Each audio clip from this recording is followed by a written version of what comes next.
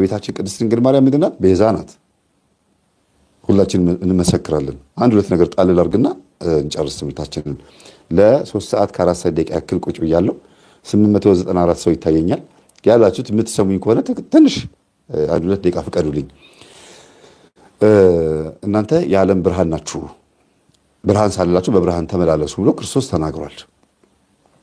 ሐዋርያት ብርሃን ከተባሉ የሐዋርያት ብርሃንነት እና የጌታ ብርሃንነት አንድ ነው ማለት ነው? አንድ አይደለም። ስለዚህ ድንግል ማርያምን ቤዛ ስትባል የክርስቶስ ቤዛነት ስራና የድንግል ማርያም ቤዛ መሆን አንድ አይደለም። የሔዋን ምትክ ናት ማለት ነው። በሔዋን ፈንታ ምን ሆነችን?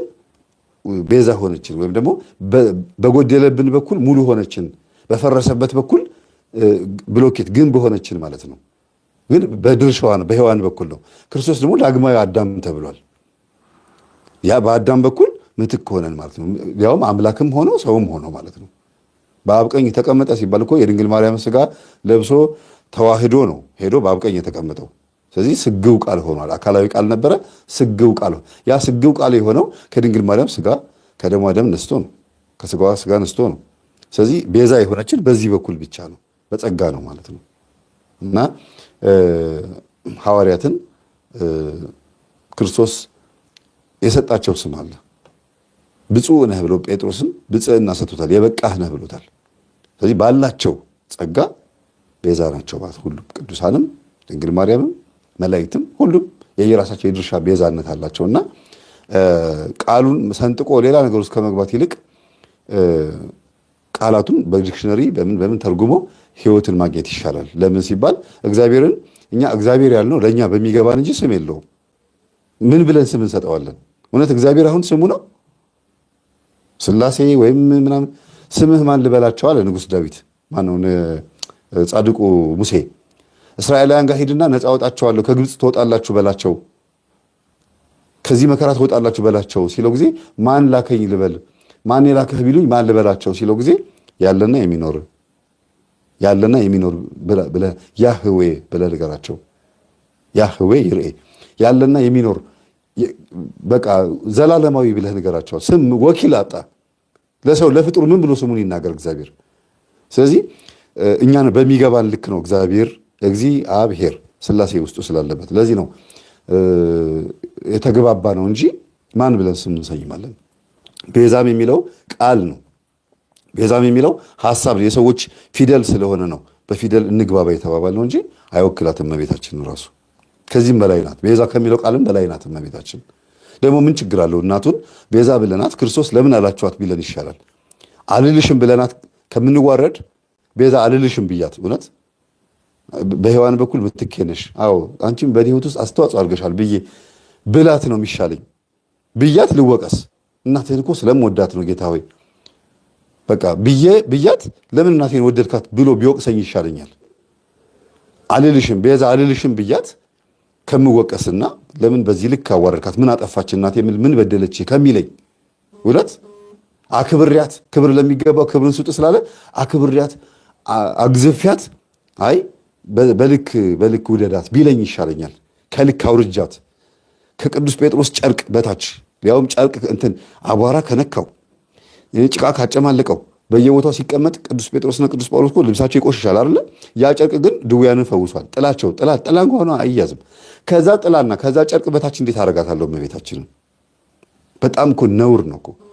ያ ጨርቅ እንኳን ቤዛ ሆኗል። ለዛ ለበሽተኞቹ አድኗቸዋል። በጉድለታቸው በኩል ሞልቶላቸዋል።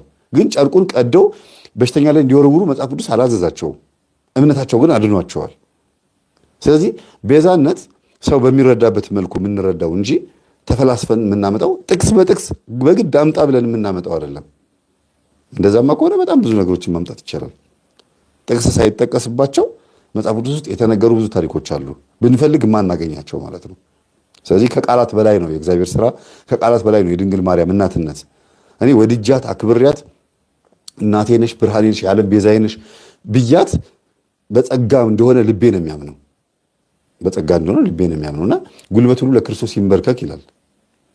ተንበርክከን ለክርስቶስ አምላክነቱን ለመለኮቱም ለስግው ቃሉም በአንድ ላይ በተዋህዶ ሰግደን አምላክነቱን የምናከብረው። ለድንግል ማርያም ደግሞ በሚገባት ነው እንጂ እንደዚህ ዓለም እንደምትዞረው አይደለም። እና የእውነት እኔ ወድጃት አክብሪያት እመቤታችንን በቃ በፍጡርነቴ መስጠት የሚገባኝ ክብርን ሰጥቻት ክርስቶስ ይክሰሰኝ ለምን ብሎ ይቅጣኝ።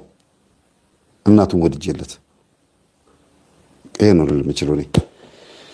ጠልቻት ወይም ደግሞ ኢየሱስ ብቻ ይበቃኛል ብዬ ሌሎቹ መላእክትንም ድንግል ማርያምንም የተሰጡንን በሙሉ ነገሮችን በሙሉ ጥለን ኢየሱስ ብቻ ብለን እውነት በኋላ ከምንጠየቅ እሱ የወደዳቸውን ወደን ይሻላል።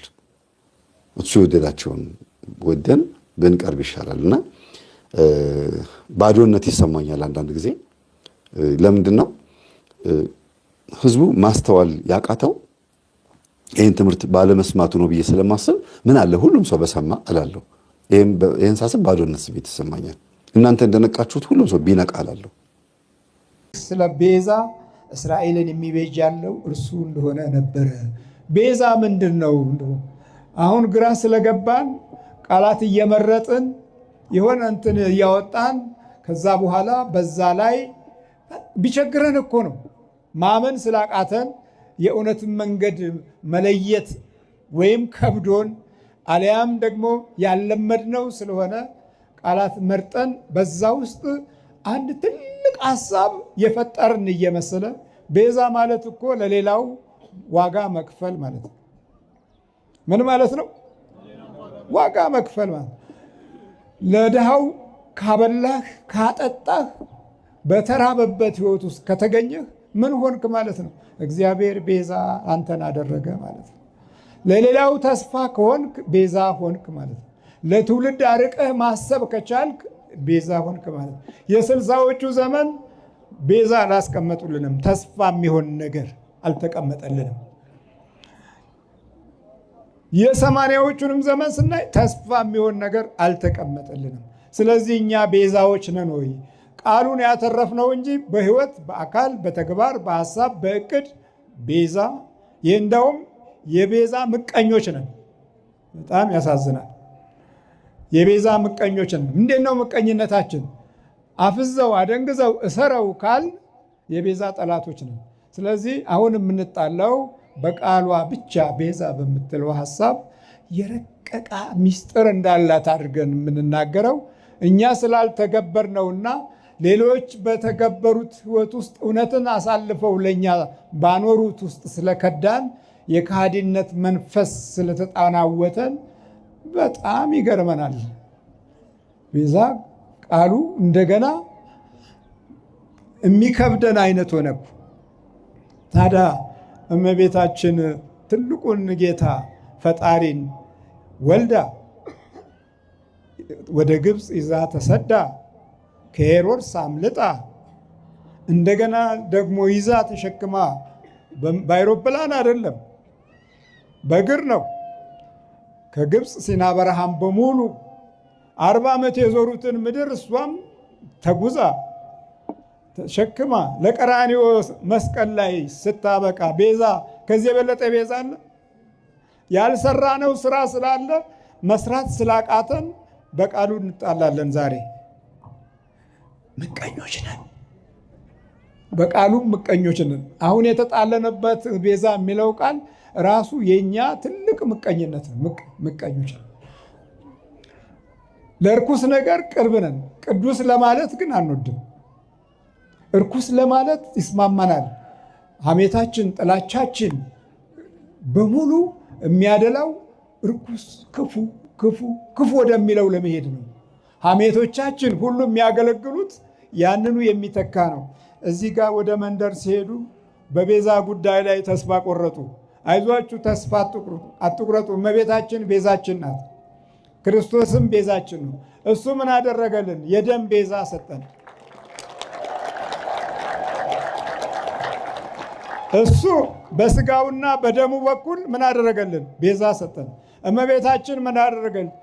አዘጋጅታ ሰጠች። በእግዚአብሔር አብ ቃል በኩል ቃል ስጋ ሆነ። ስጋው የማን ነው? የእመቤታችን። ቃል እግዚአብሔር ነበረ፣ ቃልም እግዚአብሔር ነበረ። ቃል ሥጋ ሆነ፣ ጸጋንና እውነትን ተመልቶ በእኛ አደረ። ጸጋንና እውነት ከእኛ ሲጠፋ፣ ዲያብሎስ ጸጋና እውነት ሲነጥቀን ቋንቋ መረጣ ውስጥ ገብተን እንሰቃያለን። የጎደለን ግን ያልተገለጠ ዓይንና ጸጋና እውነት ነው። ከነሞገሱ ይሄ እምቢ ስላለን በቃ የዘመኑ መጨረሻ ላይ ያለን ትውልዶች ምልክቱም ይኸው ነው።